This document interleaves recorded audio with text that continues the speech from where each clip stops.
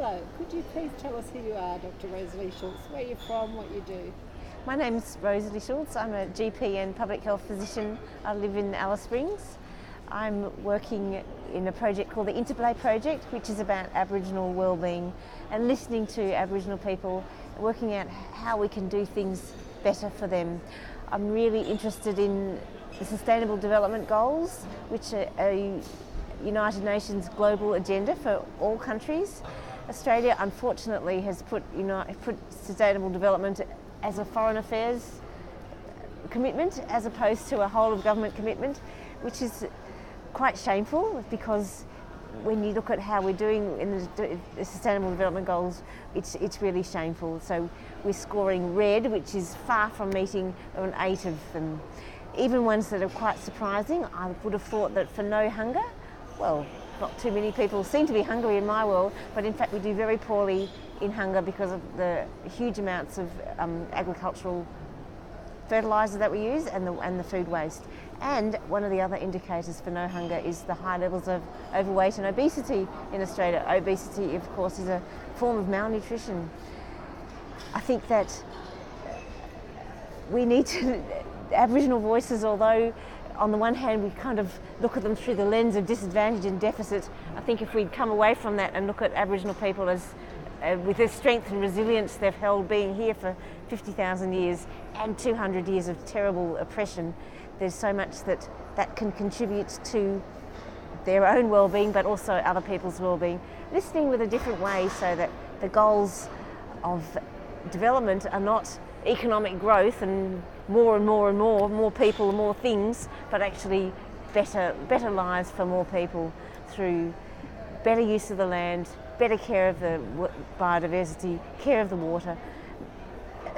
One of the Sustainable Development Goals relates to life in the oceans. We do appallingly in that because most of our fisheries are overexploited.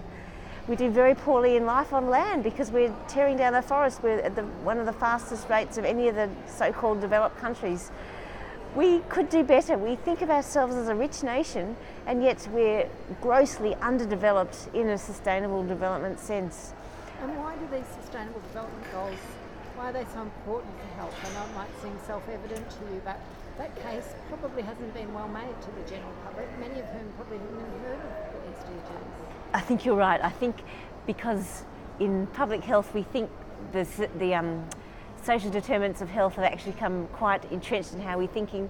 We forget that that's actually a novel thing to many people who think of health at doctors and hospitals. That's part of it, but health is socially determined. The determinants of health are how your early childhood life, your education, your employment, your income, capacity to access to transport, substance use or non-use. These are the things that really determine how well people's lives are, and they're actually linked to the Sustainable Development Goals. There's goals for education, for employment, for equity, another important social determinant, and also it's a Sustainable Development Goal.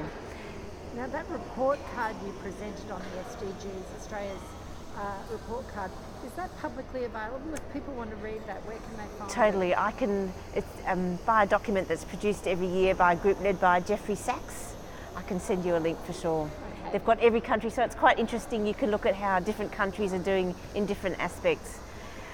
Can people Google just to find it? Just the viewers of this who don't have your email? I don't know. I can... The title of it? Or we just don't... Put Sustainable Development Goals dashboard, Okay. because it is under a dashboard. Okay.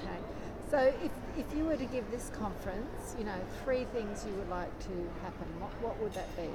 I think Sustainable Development Goals needs to be moved from Department of Foreign Affairs to Department of Prime Minister and Cabinet, both recognising the importance of it to the whole of government, and also because Department of Indigenous Affairs sits under Department of Prime Minister and Cabinet. So moving it from foreign to actually us, sustainable development, I think that'd be both a symbolic but actually a practical gesture to be recognising the importance of development at a global level. I think that we do need to recognise the importance of rural Australia. Most of Australia is rural, even if most people are not.